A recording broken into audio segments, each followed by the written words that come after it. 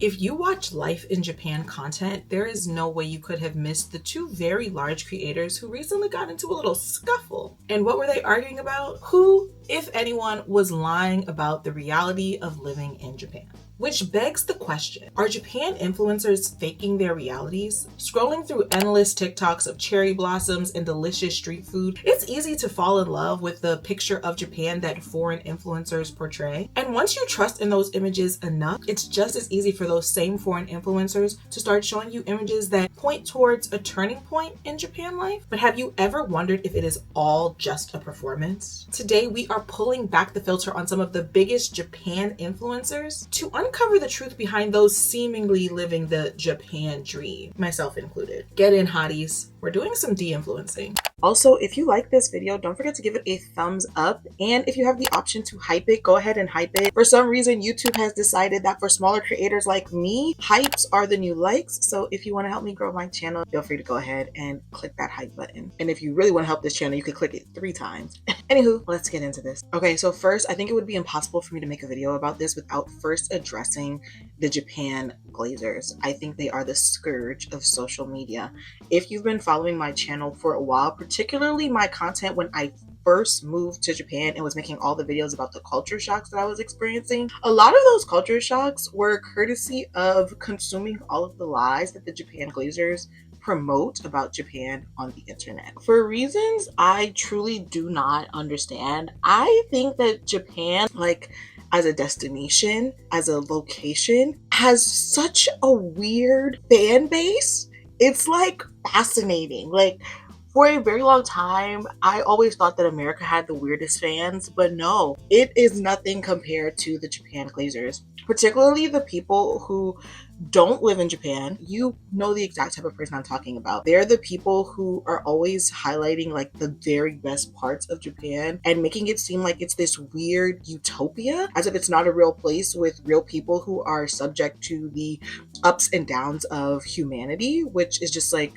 this. It gets scary very quickly. For me, a major red flag, like how I know somebody is just a Japan Glazer and I don't need to take their content seriously, the second they say Japan is living in 2050, I know that they're just there for the glaze. There is nobody who has actually tried to accomplish anything other than a good time in Japan that thinks that Japan is living in 2050. They still ask you to fax things. And it's not even that, like, it's not even to say faxing is an option. No, like faxing is the preferred method. You can't pay for things online. Like my rent, I can't pay for my rent online. Like I have to go and like do a bank transfer for my rent. My bills can't pay online. You got to go to the kombini and like their little receipt thing, I don't know what the system is, and pay your bills. It's not an automated country, and I feel like that's like the basics of advancement. Like I don't think you get to say you're living in 2050 when you want people to fax things or use snail mail, for crying out loud. But for some reason, there is a large subset of influencers who enjoy talking about Japan or visiting Japan who feel the need to then come online and make it seem like Japan is very advanced, despite they themselves never having needed to do anything in Japan. As somebody who's been making content on the internet for a very long time, I understand fully why they do it, because unfortunately that kind of content sells. For some people it's very salacious and that's what gets them off, idealizing this country beyond what's actual reality. And because people know that that's the kind of video that sells, then that's the kind of video they're going to continue to create. Don't get me wrong, I do appreciate that Japan is a cash forward culture. I think that definitely helps people like be more mindful of like debt and spending. And I think that's overall just a good thing, of course. That being said, the fact that there are certain instances where you literally cannot do anything with a credit card online, that can be very frustrating. And I feel like if I as a foreigner get online, I get on TikTok, I get on YouTube, I get on Instagram, and I complain about this frustration, it's always going to be a sea of weebs who have never lived in Japan trying to argue with me about how Japan is still in the future because they've got a Gundam statue. Like, and I always wonder, where are these people who have clearly never been to Japan getting this energy from? Like, what is putting the battery in their back for them to fight so vehemently, for them to glaze this country so hard despite them really not knowing anything about the country or the culture or what day-to-day life looks like for the average person living here? And I realized it's the social media people. It's the social media people. When I first moved to Japan, I made a lot of videos about the culture shocks that I was experiencing and how a lot of those culture shocks stemmed from the fact that I was consuming media from these Japan influencers, and those people were they were spinning a certain type of tale. And once I got here, I realized that that tale is very inaccurate. And that led me to understand that the average Japan influencer isn't making content for people that already live in Japan or even people that aspire to live in Japan. They're making content for people that have never been to Japan and that think of Japan as some anime-like slice of life utopia location. And then they just feed into that because, you know, that's what sells for whatever reason. And I say for whatever reason, but I mean, there are many reasons I'm pretty sure I'm aware of, but we can get into that later. But all of that to say, it's very easy to paint a perfect picture of a place you know that the majority of your audience will never go to. If most of the people I'm making content for are never going to be able to fact check what I'm saying, then I can say anything, right? And I think that's what's happening. I think people are choosing to feed into I think it's like an anime-fication of Japan that's happening. Everybody's trying to make Japan seem like this cutesy little slice of life, and life in Japan is more like, I don't know, Attack on Titan, okay?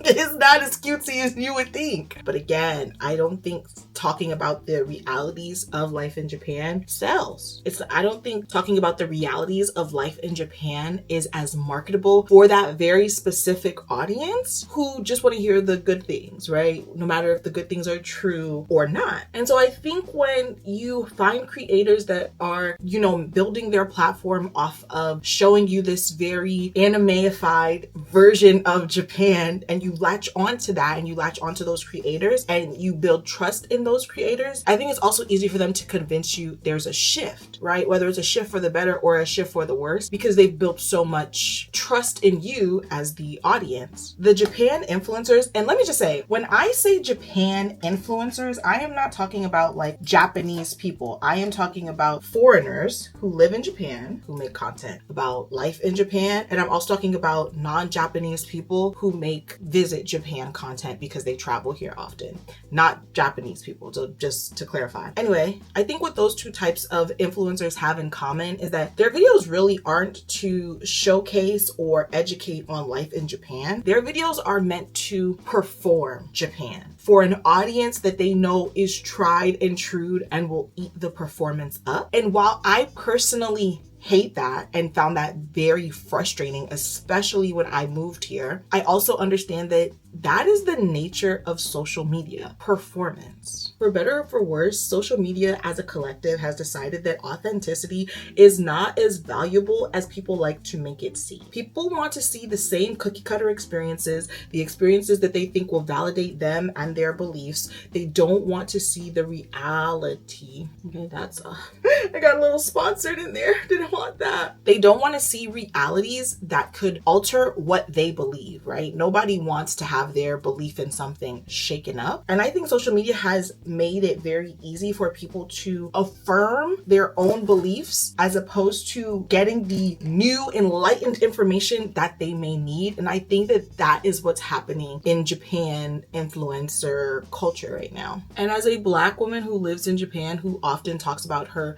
experience online, it is not lost on me that many times when I am giving a negative critique of Japan or Japanese culture or something about the realities of my life in Japan, and I'm speaking in a negative way, I often get always non-Japanese people saying, well, if you don't like it, just go home. Which is so fascinating to me because I always wonder, would this same Japan Glazers say this to a Japanese person who maybe currently lives in America and has negative critiques about America? Would they also tell that Japanese person, just go back to Japan if you don't like it? Like, get out of their country. This is how America is, and if you don't like it, it, you can just go back to Japan. Is this how they would speak to them? I personally don't think so. I think that there's a weird infantilization of Japanese people as a whole, which also feeds into the glazing of Japan. But it's just like, I just want those people to get a grip so bad, you know? And that's another thing that goes into it. I remember I made a video talking about how I don't particularly think Japanese people are nice, because Japanese people done turned me every which way but loose in a lot of situations, okay? Them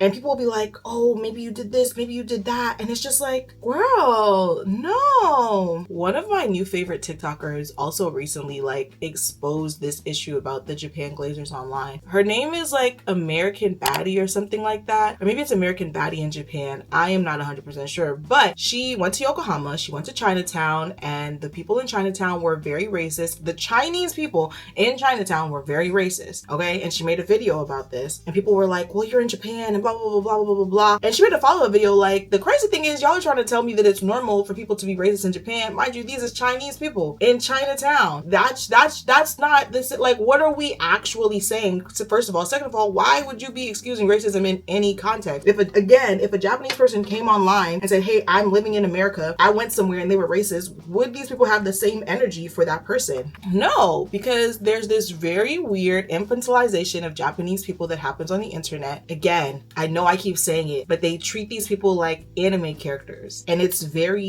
so incredibly dehumanizing. And I think that's where a lot of the Japanese people, you know, they don't yell, they don't do this, they don't do that. They're so nice. And it's like, no. Japanese people believe in polite society more than most developed countries do. Yes, and I love that. But these people are human. They have the same range of emotions as every other human. So sometimes they yell, sometimes they get angry, sometimes they are mean, sometimes they have bad days, and it reflects in their behavior. Like, it is so odd to me watching people go out of their way to just dehumanize Japanese people as a whole like that. Anyway, watching how people respond and react to her online has really opened up my eyes to like, Japan glazing is at an all-time high, and I think it's so deeply rooted in everybody just wants to perform for social media. And so there are the foreigners that live in Japan that do the Japan is this anime utopia performance. Non-Japanese people who don't live in Japan, who have never lived in Japan, watch the content online, they eat it up. And then anybody that tries to show the reality and the truth of what's actually happening in Japan gets like bullied to the point in which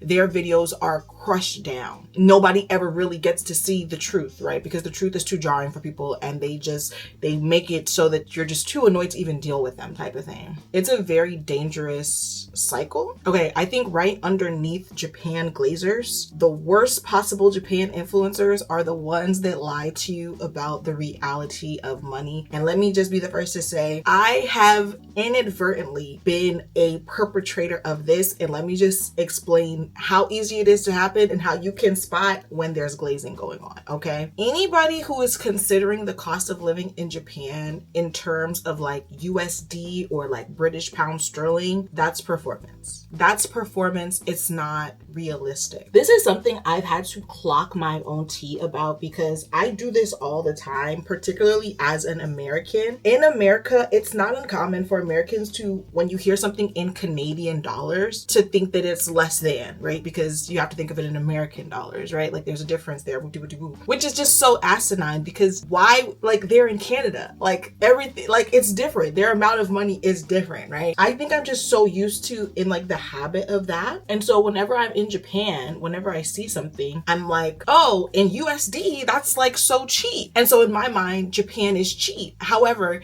if you are only making money in yen and you have never lived anywhere else but Japan, you've never made money anywhere else but in Japan, you probably would not agree with me, right? Like, you wouldn't think that Japan is cheap because you're considering inflation. When you first saw this bag of chips, it was 50 yen. Now it's 100 yen. The price has doubled. But for me, 100 yen isn't even an American dollar. And in America, a bag of chips is like $3. So to me, I'm like, oh my gosh, Japan is so cheap. But to a Japanese person in Japan, no, Japan's the cost of living is going up. And every time I, as a Japan influencer, I'm not an influencer at all, but you get what I'm saying. Every time I, as a Japan influencer or somebody talking about Japan on the internet, make a video talking about how cheap Japan is, I am feeding into this performance, right? That Japan is cheap when it's not. Cheap and expensive, like those terms are very subjective. I think that that is performance. So again, that is something that I myself am guilty of. I don't have a problem owning up to that. And I feel like I'm slowly but surely getting better at acknowledging my subjective view of how much the cost of living is. Like even amongst my coworkers, I'm like, oh, like my apartment's like really cheap, because to me it is cheap. Like I have like a glorified studio, but it's all utilities included. It comes furnished. It's a serviced apartment building. I don't have to worry about the trash schedule because there's a place for trash. Like there's all of these things. I'm like, I literally live on top of the train station darn near, like, and I only pay like $800 US dollars. But you can find apartments in Japan for like, in this part of Tokyo, not in this part of Tokyo, but in Tokyo for like $400. That's half the price. That's cheap. Do you know what I mean? But to me, I went from paying $2,000 to paying $800. So for me, that's cheap. Like this is a cheap apartment. I'm trying to get better about being relative. And I think that sometimes when your brain is wired to consider money in one way, it's hard to rewire it. That being said, I think it's good to know when somebody is blatantly playing in your face about the cost of living in Japan. I have not seen this video, but I have heard so many people make commentary about it, about a woman in Japan who said she moved here with like $500. She said somewhere between like $500 or like $1,000, like a very low number. It wasn't more than $1,000. And that was enough to get her set up. And that's how she made it in Japan, with $1,000. My first instinct was this in 1985? Like when did this happen, right? Were we asking questions, guys? No, this happened in like the 2020s, okay? So this is very recent. And whenever people would ask me about that video, like specifically people would comment when I would make videos saying, I think if you're going to move to Japan, you need somewhere between $3,000 and $5,000. People would say, well, this one girl did it with $1,000. And my response to that always is and always will be, so what did she spend $1,000 on and how long did it last her? Social media is performance. And if you guys are not going to interrogate these people, then you are the glazer. You are the glazer. If you're not going to interrogate these people feeding you nonsense, then you are part of the problem, okay? Because I can tell you, oh, I moved to Japan with $1,000, but if you ask me how long did that $1,000 last you, then that's a different conversation that we're entering, right? Because if the $1,000 only lasted me 2 weeks, does it matter that I moved there with $1,000? I quickly needed another $1,000, right? Like, I think that's the issue, not just with Japan influencers, but just with social media in general. Nobody questions things that they hear, especially when what they're hearing sounds insane. Who moves anywhere with $1,000? Like, if you can't tell that sounds fishy, you probably don't even need to be living on your own. You probably need to be somewhere where somebody could, you know what I'm saying, hold you down at all times. Okay? But in all seriousness, I say all that to say, the girls cannot easily deceive you unless you are easily deceived. Nobody could tell me they moved anywhere with $1,000 in the year of our Lord 2025, and I'm not gonna have follow-up questions. What did you spend $1,000 on? How long did it last you? What part of Japan are you in? Because some people will tell you they live in Tokyo, but they actually live in like I don't know, like Hachioji or something. Not really the same thing, buddy. So it's like, what were the follow-up questions? Or do y'all just be believing everything you hear on the internet? I also think another thing about Japan influencers and how their performance of money in Japan is very detrimental is a lot of them don't really disclose how much they make in dollars. If you're not going to disclose that you're making money in two different countries, or if you're making money in USD and also spending that in Japan and how that affects your lifestyle, I think that's when we're being disingenuous. That's when we're too focused on performance and we are adding to the glaze of Japan, that rhetoric that Japan is very cheap, it's very affordable, you can get all of these things and you only make this amount of money. And I'm gonna say something, and I just want you to know that I do normally stay out of Asian people business, okay? I really, really do. And this video, like I said before, it is specifically about the non-Japanese foreign influencers that live in Japan and make Japan-related content. That's what this video is about. However, I have to mention the rise of Japanese Japan influencers who create content on the very opposite side of the financial spectrum, like those overworked salaryman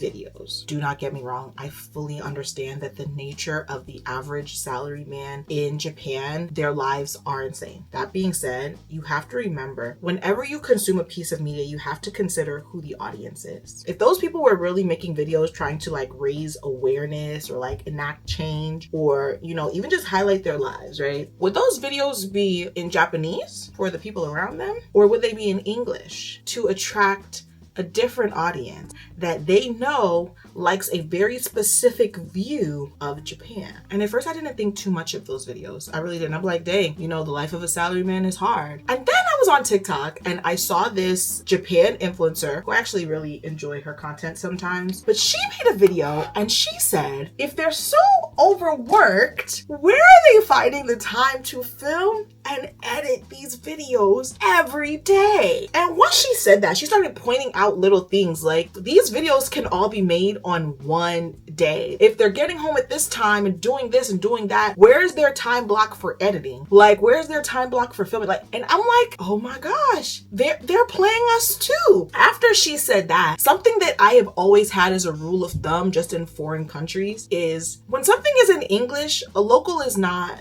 the target audience. And I started to peep those videos be in English. Those videos be in English. They're trying to attract a Western audience that has this view of the average salaryman. The people making those videos probably don't even be salarymen. They probably are full-time influencers. It does not take that much to get a white button-up shirt and film yourself scanning into the train station. The trains are always packed, so you don't even got to be up in no crazy hour to get some clips of a packed train. Film yourself walking across the street. Film yourself walking into any random building. Like, it really does not take too much to create those videos. And I think, again, it goes into the Japan glazing. And I personally think they are aware of the audience that Japan attracts and they're trying to cash in on that. And look, get your coins, get your coins, Buki. Like I said, I stay out of Asian people's business. They can do whatever they feel makes sense for them and their culture and whatever is comfortable for them. But again, it's all just performance. Like, all of it, it's just performance. That is the nature of social media. But for some reason, I feel like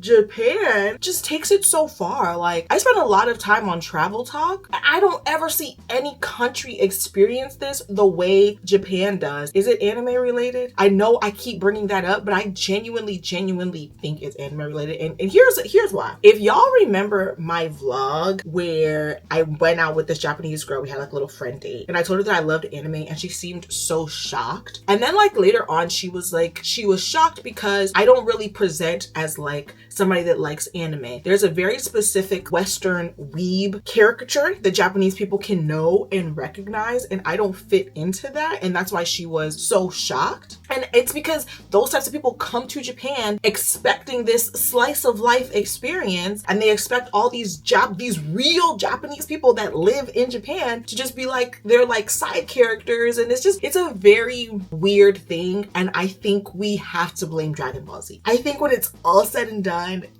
Dragon Ball is gonna have to take some responsibility for this. I don't know. I tried to find articles about this very interesting phenomenon, but I feel like because it is such a new phenomenon, the articles I found didn't really touch on this as specifically as I have it in my mind, which is interesting. And I think that's where the beef between these Japan creators is really stemming from, right? The line between when curated content becomes deceptive. Now, first, let me say, I'm not taking sides. I don't particularly care for either of their content. I really don't care for the girl's content. Her name is a bit jarring to me, and that kind of takes me out of it. I also don't care for the guy's content, but I have seen it before because I do like some of his some of his videos be very enlightening, in my opinion. That being said, I never watched her video. I only watched his video. And as he was talking, I don't know, it just very much so felt, 1, holier than thou, 2, disingenuous, and 3, and this goes for points 1 and 2 as well. I don't know if that's what he set out to do, but for me, one thing I have noticed is the only time Japan influencers get called out on such a large scale is when it's women doing it. I've seen another Japan influencer who is a woman also get called out for doing something similar, and it's like, those are not the only 2 women engaging in it. Again, this is the nature of social media. I see men engaging in it all the time, and those men do not get called out, especially not at such a grand scale where there's people with millions of followers calling them out. And that to me is what made his video feel disingenuous. Now, whether or not that's his shtick, like he might have meant it well-meaning enough, I don't know, but you know, intention and impact, that's something you always have to consider, right? Who your audience is, who your target, who your topic is, and how it's going to land with different demographics. So there's that. That being said, my brother came with the receipts. with the receipts.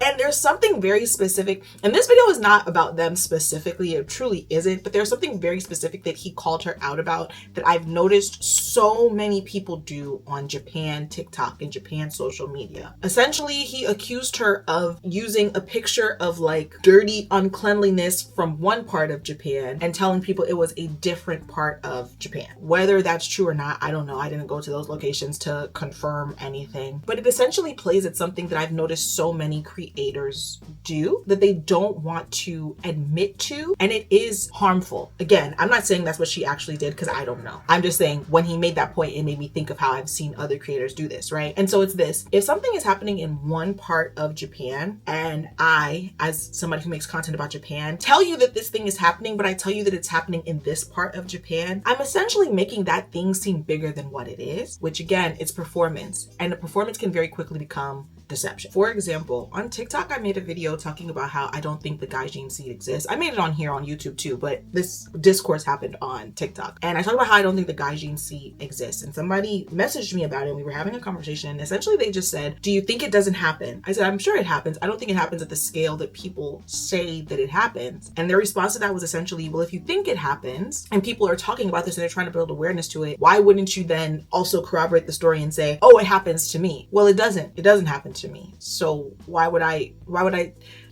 say something's happening to me when it's not? But people do that. They know that it's a hot topic to talk about the gaijin seed. For them, it's like, well, why wouldn't you also just talk about it? Everyone else is talking about it. And the point of that video wasn't really to like discredit anyone's experience. And I said that in the video, but it was more so just like, I think people hype this thing up because they know that's what's going to get clicks. And there are people who expect that from other people. I have never experienced the gaijin seed, so I cannot speak on it. I can speak on the fact that I have never experienced the gaijin seed and I don't really think it exists anymore. Now, whether or not that's true, we can debate about that, you know, all day, but it's like the expectation that people have of content creators who make content about Japan to just go along with whatever everybody else is saying is low-key frightening, because then what's real? I think for me, this back and forth between those two creators has really just reminded me that it's important to analyze the ethical line between performance and outright misrepresentation when it comes to what I put out as a content creator on social media and as what I consume as somebody who is on social media using the platforms, right? Is Japan getting dirtier? Probably. Is it maybe potentially dirtier in her area specifically?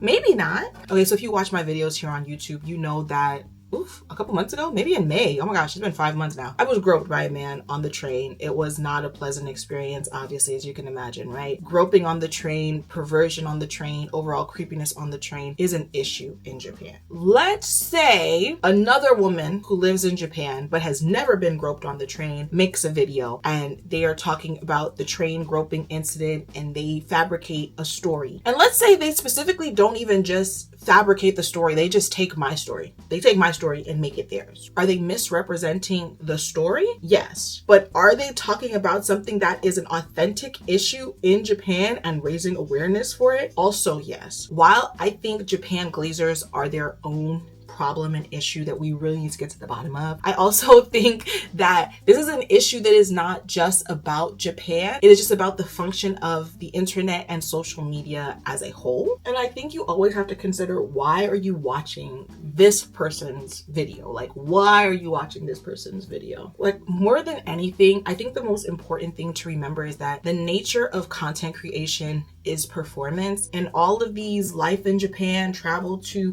Japan content creators are not exempt from that, myself included. Now, some creators perform in a way that is much more authentic to reality than other creators, but that doesn't make it any less of a performance. I personally think that most of my performance comes through in the editing and what I choose to show. Y'all know last year I had my sad girl videos going. I never really came on here crying, which was authentic, but there was no need for me to set up my camera and record that for y'all. So then it's like, I'm making it seem like I'm doing a little bit better than I actually am. That's kind of performance, right? And that's in the editing. That's in what I choose to show. It's not disingenuous. It's just not the full authenticity that you may or may not expect from me. I don't know. And so as a result, it creates a performance nonetheless. I think as a viewer, it's your job to determine whether you like performance for entertainment purposes or if you're watching these performances for educational purposes, in which case how authentic a creator is being is going to be make or break for you on whether you continue to watch that person or believe that person when they're making these kinds of videos.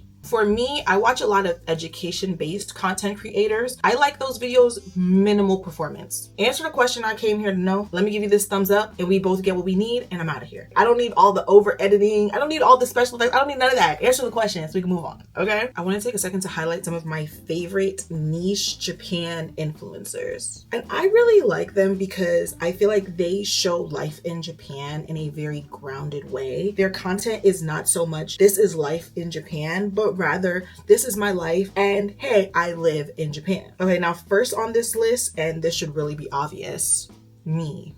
Duh. I'm giving you everything you need and more. You're getting performance, you're getting authenticity, you're getting everything, okay? You're getting consistency, but you're getting everything from me, all right? Also, I have to shout out Sunday Love. I love her content so much. I don't think her content is necessarily realistic for life in Japan because I don't think she has a very realistic life. Like, she owns multiple businesses. Like, that's a woman that's hustling, okay? And I love watching her do it. And I love the aspects of Japan that, you know, shape her life that she includes. And I think she just shows her life very, very well. And I think she's very honest about what life is like for her in Japan, which I can appreciate. Also, I've talked about this guy on my channel before, Ryan Krause. I love that little white boy. I don't know what about him just is so entertaining to watch, but he's got the it factor for sure. Now, Ryan is much younger than I am. And so his view of Japan is like shaped by that youth. And I will say something very fascinating that I noticed about him earlier this year when he left Japan. Like he said, he was tired of living in Japan. He wanted to live somewhere else. And then he recently just came back. Is something that I had been saying about my time in Japan, that if I was younger, I don't think Japan would be the place for me back when I was younger. Now at this age, I feel like Japan is the perfect place for me because my values are different. I also just think other places in the country are just not as great to start your life in, especially if you're making money in dollars. And that explains a lot of why he came back. And I think he's very open about exploring that as best as he can because it's hard to tell that type of stuff when you're in the moment. Anyway, I just think he's super authentic and I see a lot of my younger self and how I approach navigating the world. I see so much of that in him. And he's just like, I think he's just really authentic and genuine, and people love authenticity and genuineness, right? And if you like those other two creators that I talked about before, the ones that are beefing, continue to watch them. Like, I don't know. I think that if you are trying to pick a side, which I've seen a lot of people do in the comment section of some of those videos and with some of the like commentary videos about those two creators, I think that's odd because essentially we're all doing the same thing. We're all performing. We're all showing certain aspects. And I think that if you only are going to attack one person for their performance and not attack everyone else for their performance, I don't know. That just seems kind of disingenuous to me. That being said, I will continue to call out the Japan influencers who do be lying. Y'all know I love making those kinds of videos. I don't ever really call out anybody by name because I think that's disingenuous. I call out the influencers that do it as a whole, and I will continue to do that. And I think as consumers in moving into 2026, we just have to be more cognizant of what creators we are going to support, what creators we are going to trust, how we are going to engage with the media that we are putting our trust in. Are we going to ask these follow-up questions that will, you know, let us know what's tea, or are we just going to keep blindly believing what we're seeing on the internet? At the end of the day, when it comes to Japan and Japan Glazers and Japan influencers beefing, I think it's important to remember that the true beauty of Japan is in its uniqueness and not in this curated perfection that some people are going to want to sell you online. Anyway, that is the end of this video. This is the final look. I am hosting my first event for Black women in Tokyo tonight. I am so nervous. I'm scared. Like, what if nobody shows up? That's a very real possibility right now. I don't know. I don't know how we bounce back from that. But if you are Black in Tokyo, check out the website for Hotties in Tokyo. It's a group for Black women to get together, to find each other, to come to events, to network, to fellowship, to build community. I am really, really, really excited about this, and I can't wait to show you guys. I hope this video was cohesive. This is the first time in a long time I just did quick bullet points for what I wanted to talk about and not like really script out my thoughts. So this is like as close to a yap session as we've gotten in a very long time. Anyway, I'll see you guys.